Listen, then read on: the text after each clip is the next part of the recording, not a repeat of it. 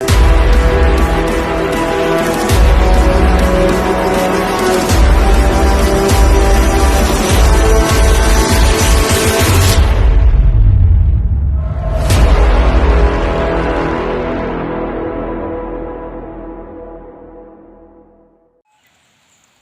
araw buddies, this is Chris Sniper once again at patuloy ating remapping session dito sa Digos, no? Davao del Sur. Kasama natin ang Team St. Michael sponsored by Team Red Ido. Bansay Team St. Michael! Bansay! Okay, so ngayon buddies, gusto ko talagang i-vlog ito at ipakita sa mga katropa natin dahil isa itong sikreto about quick deposit or sucker load, no? Dahil gusto ng mga karamihan sucker load. So papakita lang namin, ang touch pa ito, hindi pa na ninja, kompleto pang marker.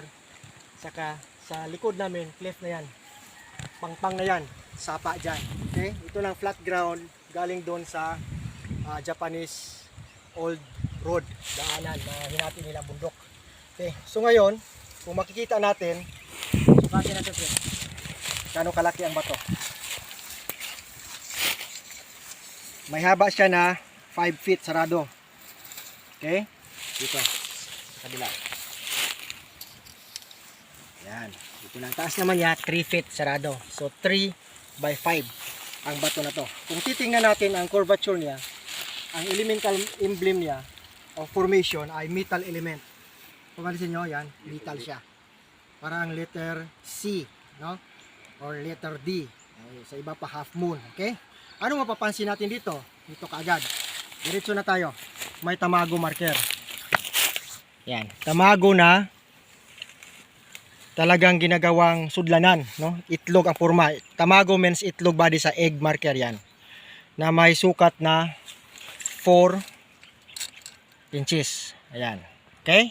4 inches. Laki-laki, no? Okay. So ngayon, saan ang marker? Sa quick deposit, ito siya buddies. Itong tinatawag natin na setting sun. Yan, with 2 rays, dalawang spoke, dalawang rays ito, isa, dalawa. O, dito siya hanggang dito. Ito may dot dito. Kung titingnan natin, maliit. So parang pahiram na sundang. Parang kutsilyo lang ginagamit or bayoneta yan, no? Kasi lang sundang. Yan. Ito naman sa kabila. Ayan. Okay? So, pansinin natin ang marker niya. So, okay na. Setting sun with 2 rays. Orientation natin, ganito siya body sa norte yan.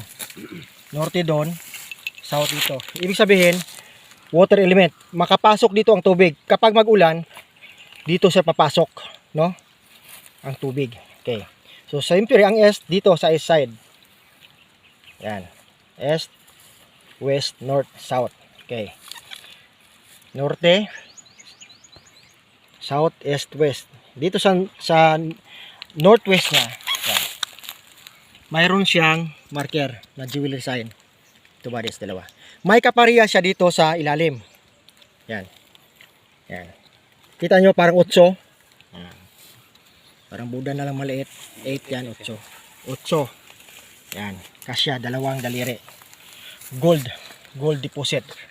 So, pwede jewelries, pwede phosphorotype, aurum bar. Okay. Ito pa, may excellent hole siya. Kita nyo yan? Bilog, na may bilog pa sa ilalim. Ayan, double hole tawag natin dyan. Okay? So, naka-intriga dito, ginawa siyang dalawang rays. Din may tamago. So, confirm na itong bato na to mismo ang item holder. Okay. So, ito pa. Ito. May kanji ito. Tingnan natin kanji. Yan. Kita nyo to? Yan. Tabas. That is what we call katakana su. No? Parang letter Y. So, meaning enter here. Entering. Okay? So, pag letter T yan, under. So, under the stone. Sa loob ng bato or within the stone. So, ngayon, i-check natin ang detection. So, yan, no? Mag-grab lang sa gilid. Yan. Grab type. 8. Then, enter sign. So, ibig sabihin, ang bato na to ay may laman sa loob. Okay, detection. Pare, Celso. Pocket bell, attack. Mira. Diba? Ang linis-linis na bato. Nilagyan talaga ng marker sa gitna. Dito na tayo. Ito ang gamit ng Japanese wand natin. Okay.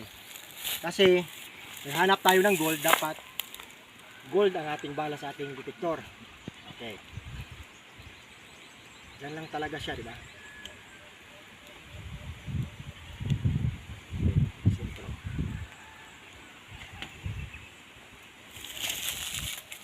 Okay. So yan ang detection niya, buddies. Diyan lang talaga. So pag doon tayo sa ilalim, hindi na siya sa ilalim ng bato. So ilalim lang nito ng marker. So nasa loob ng bato. So ganito ang bala natin, ha. 21 carats or 24 carats. Mas maganda. Ito 21 carats. Paulitin ko lang. Yan sa ilalim. Tingnan natin sa phone natin. Shout out Otol Kimso, Takida, and Otol Chester, paring Chester. Ingat kayo palagi. Ang katropa natin na mga mabait. So ngayon, ito na, no? Hawakan mo muna, pre. Ito yung bala natin. May paraan tayo. Kung wala kang Japanese wand, kuha ka lang ng alahas mo. Ito yung tinatawag natin na pendulum type. Yan siya, oh. Hawakan mo lang maigi. Yan.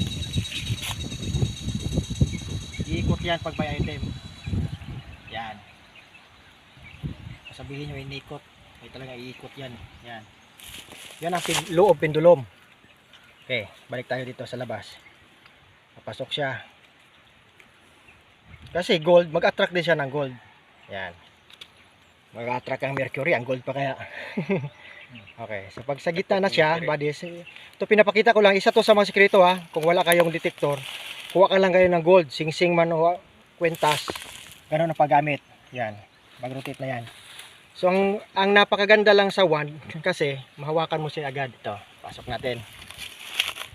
Hindi namang madetect ng gold yan kung walang gold. Yan, puno na. Okay. Okay. Ito naman, natitira. Okay. So, stop tayo. Distansya tayo. Klaro parang katakana siya. Yan ang movement niya. Forward. Okay. Dito naman sa kabila. Yan pa rin. Ito. Diba, ikot siya. So, same lang ang principle niya. Pasok siya dito. Kena rin siya yan tayo. Oh. So, kung pansinin natin ito, foot marker talaga ito, buddies, na may hole sa gitna. Nagtinil ka, brother mo man. Sige, kasya ang tail mo. Yan. Isulod mo tikod, isulod. Oh, diba? Haom. Haom tikod. Karin, pwede i-forward haom. Bali ito na pa eh. Yan. Hindi sa kanila Balik tarin mo ko, no. Kumagko. Oh, yan. Sapo lang. Oh, yan. Oh, right foot, no? Sapol. May kumagko. Pasok na pasok, buddies. Oh, sulod kayo kumagko. Oh, yan ang mga sekreto ng quick deposit.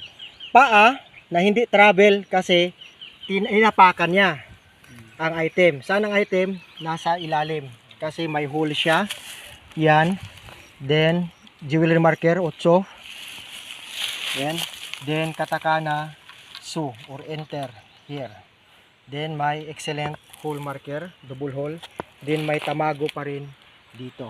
Okay, so yun lang. Hopefully naintindihan nyo. At makadagdag ito ng mga insights para sa mga katropa natin na mga treasure hunter dito kay Black Phantom. Sa lahat ng mga magpa-remap, contact lang agad kay Black Phantom. May number tayo dyan sa YouTube channel natin at sa mga pages natin sa Chris Sniper page at sa Treasure Hunting Evidences. So ito yung mga katropa natin dito sa Digos, Davao del Sur. Ulitin ko, ha. Ang naka-intriga nito, itong Setting Sun with 2 rays. Na ang rays niya ay maliit, yan, oh. Yan, dalawa yan. Okay. Talagang pinaliit nila, pero klarong-klaro yan, buddy. So yan. Setting Sun. Tapos yan, foot marker with that. Okay? So, thank you for watching. At salamat sa Team Red Ido, no, sa pag-sponsor sa remapping session natin dito sa Team St. Michael. Bansay Team St. Michael! Bansay! Bansay!